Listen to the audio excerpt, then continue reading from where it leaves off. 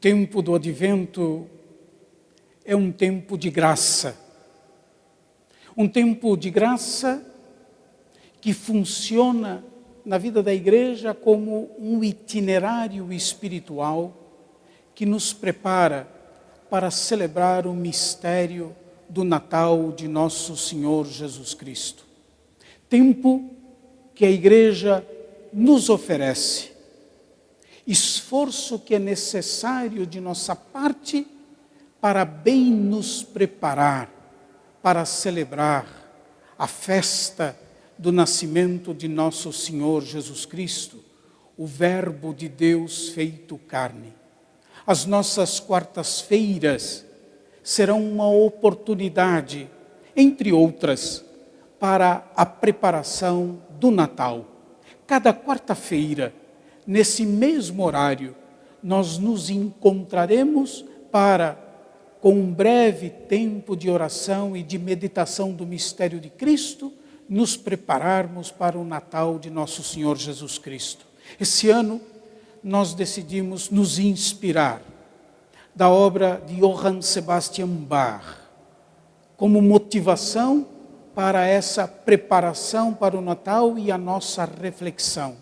Eu quisera então agradecer a todos que nós veremos depois desfilar nos créditos que lhes serão atribuídos, a todos que têm contribuído com essas nossas quartas-feiras.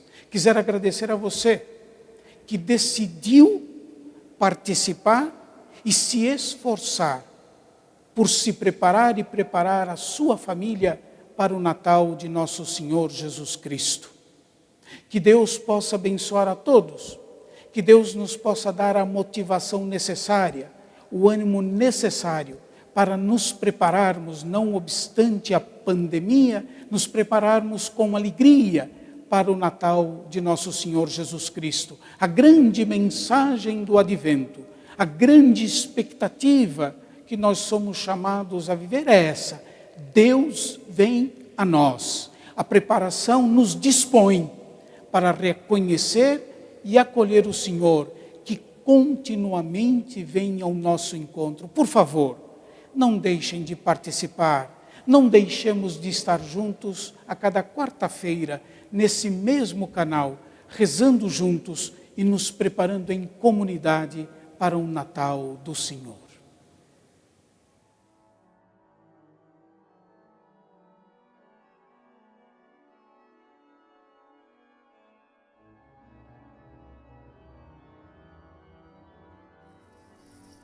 Paulo, na carta aos Romanos, nos diz: a fé vem por se ouvir a mensagem. Nesta frase está explicitada a centralidade da escuta na recepção da palavra, na internalização do que se ouve, na intensificação do caminho que esta palavra tem de vir do exterior e entrar na minha interioridade. Se esta palavra vem em forma de música, por meio do canto, ou mesmo de música instrumental,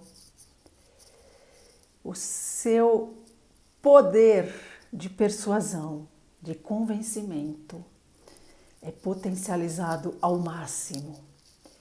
E o conteúdo desta palavra vai pedir para que os afetos, as emoções, compartilhem com a razão desta compreensão, desta vivência maior proposta pelo texto. Por essa razão, todas as religiões têm, na música ou no canto, especificamente, talvez a forma maior, a forma mais poderosa de oração. Johann Sebastian Bach, músico luterano alemão, nascido em 1685 e falecido em 1750, dedicou toda a sua obra a Deus.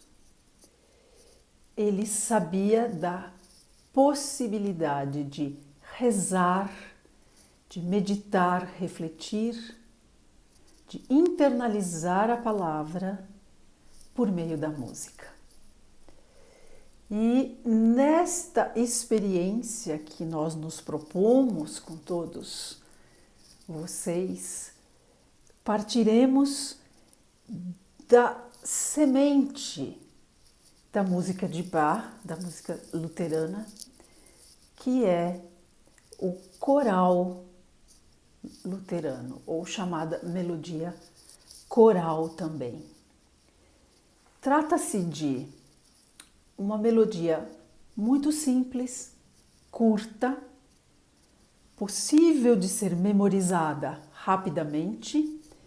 E a ideia da memorização, nós nos lembramos que decor significa a partir do coração, então eu sei daquela melodia, eu sei daquele texto a partir do meu coração.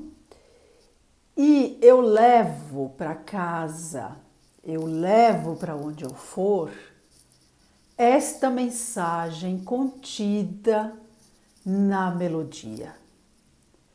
Então, quando falamos em melodia coral ou em um coral luterano, estamos nos referindo justamente a este núcleo de sentido contido dentro de uma melodia que, no movimento reformista, né, foram trazidas melodias do canto gregoriano, da música profana também, da música popular, e transformadas em hinos e trabalhadas, claro, no alemão, para que todos pudessem cantar. Então a comunidade cantava esta melodia coral, se identificava imediatamente, né, se sentia participante do culto e participante deste grande momento que marcava então o encontro do fiel com a palavra. As melodias corais eram trabalhadas ou a 4 vozes, muito simples, com uma harmonização, que é o que nós vamos ouvir, e depois elas podiam se desdobrar, elas podiam se desenvolver de uma maneira mais complexa, mais longa, inclusive, mais elaborada, em outras peças, tanto vocais, como motetos, por exemplo, quanto em peças instrumentais, como ouviremos ao órgão, né, nestas 4 semanas. Então, a melodia coral que inicia o nosso programa de meditação, de preparação para o Natal, é um coral que Lutero pegou de Santo Ambrósio, que justamente fala da vinda de Jesus.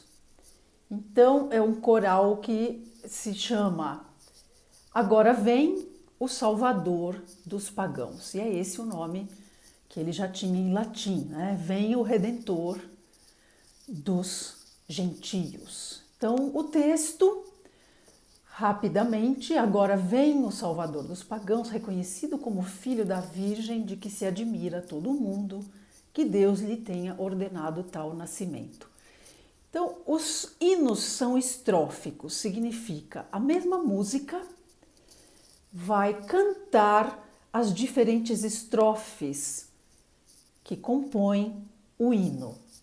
Então vamos ouvir esta semente, esta melodia coral na sua forma mais essencial, mais concentrada possível, que é este coral a 4 vozes e que tinha, então, na voz superior, que tem na voz superior a melodia que a comunidade canta quando o organista começa a tocar.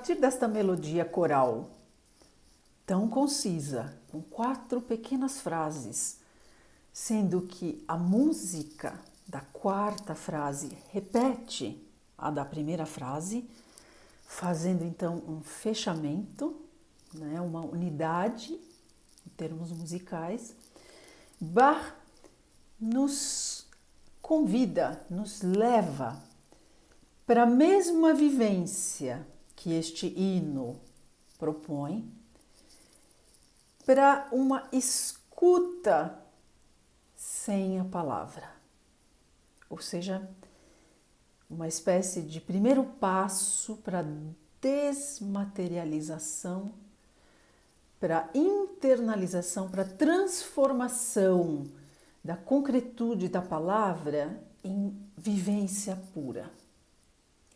Então nós vamos ouvir um prelúdio coral que tem o mesmo nome, né? Agora vem o Salvador dos Pagãos, escrito para órgão, parte de uma grande coletânea de peças, todas que partiram das melodias corais, que se chama O Pequeno Livro de Órgão, né? Orgelbüchlein. Aqui teremos na voz superior, no soprano, né? na camada mais aguda, as notas daquele coral a 4 vozes, que era cantado pela comunidade. Aqui não mais, aqui trata-se de uma música instrumental, que já tem um trabalho de ornamentação, que já tem um trabalho musical a partir das notas da melodia coral original. Então, como o texto justamente nos diz, lá vem, né, do céu o Salvador dos Pagãos. Segunda estrofe vai dizer, ele saiu do seu aposento, né? Ele vem para cá, seu caminho ele se apressa por percorrer. Seu percurso veio do Pai e volta para o Pai. Então, como imagem, nós temos essa ideia de uma descendência e posteriormente uma ascendência. E é isto que Bach vai fazer tão maravilhosamente já neste prelúdio para órgão, neste coral para órgão, desculpem, né? Que nós vamos ouvir. Então, reparem que a partir da melodia que está lá na voz superior, ele vai fazer desenhos tari, tori, toro, toro, que vem descendo. Este é o movimento principal desta peça. A ideia desta descendência, que agora vem, né, o Salvador, ele vai chegar, é o coral que abre, né, o primeiro domingo do Advento.